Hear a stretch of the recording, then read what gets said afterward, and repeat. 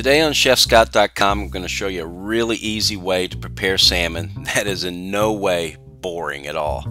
First, I'm going to start with some fresh herbs: basil, rosemary, and thyme. About 5 leaves of basil, a sprig of rosemary, and a sprig of thyme. Everything in this dish you're going to rough chop. Everything. Sicilian olives and Kalamata olives, about 7 or 8 apiece, very roughly chopped. Serrano chili, very hot and spicy. I'm going to use the whole chili, seeds and all, and once again, roughly chopped. Some tomato, 1 plum tomato, roughly chopped. Set it aside. All this stuff is going to be safe for later. We're going to add a little bit of garlic to it, and we'll saute it up a little bit later. Smash the garlic, peel it off, and then roughly chop. You see a theme here? Now slide all this to the side. Let's work on the salmon. The salmon, we're going to take the skin off. Typically I usually leave the skin on a salmon, but for this application we're going to be wrapping it with the prosciutto, so we don't want that skin to get in the way when we go to knife and fork this on the plate. So just cut that skin right away. I'm going to go ahead and cut it in half in the center, and then we'll start wrapping it with the prosciutto.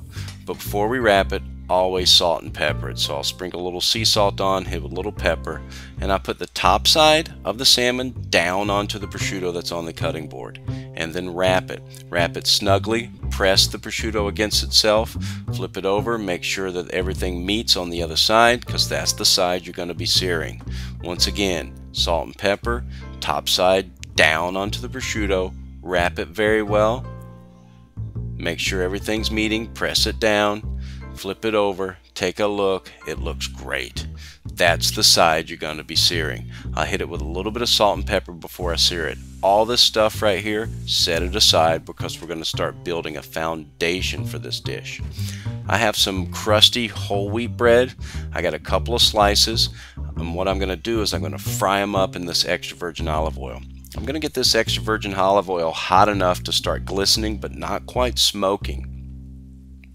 We'll fry it up in the pan, and then once it gets nice and crusty on one side, I'm going to flip it over. I'm really trying to dry this out because this is the bottom of my plate and it's going to soak up a lot of sauce, and that's exactly what I want to happen. In the same pan, I'm going to use the same oil to start searing the salmon. And you see how smoky hot that is, because I want my salmon rare to mid-rare. A perfect mid-rare on this is what we're trying to achieve, and I don't want to overcook this, because salmon to me tastes much better when it's just barely over rare. Alright, so look at that. Oh man, nice and crusty. That's gorgeous. The salt is intensifying on that prosciutto right now. Now, I'll make sure that I sear both sides for about 1.5 minutes each. If you want it more cooked, I understand. Just go ahead and turn the heat down and put a lid on it for a little while. About 4 minutes is going to get you a well done on this. This is going to cook very easily. And once I'm done, look at the crust on the back side. That seals it. That's like putting adhesive on it, just sealing it together. Now I'm going to throw the garlic in the pan, and all those little crusty bits right there are going to be just still browning in the pan, adding some flavor to this. I poured out the extra oil before I put the garlic in.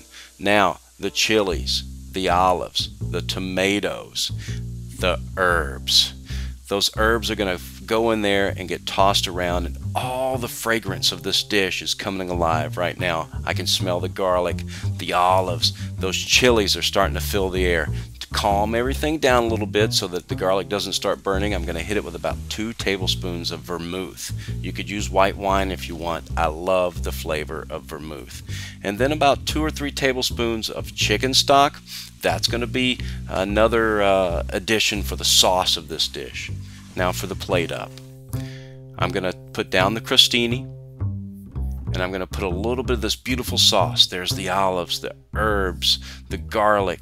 That crostini is soaking up absolutely every flavor in here and softening up. The edges of the crostini are going to stay nice and crunchy. The salmon, lay it just on top of the bread off to the side. You don't want to cover up all this beautiful work you've done. To finish this, drizzle the entire plate with some extra virgin olive oil. You cannot go wrong with this. Hey, thanks for stopping by. Keep cooking.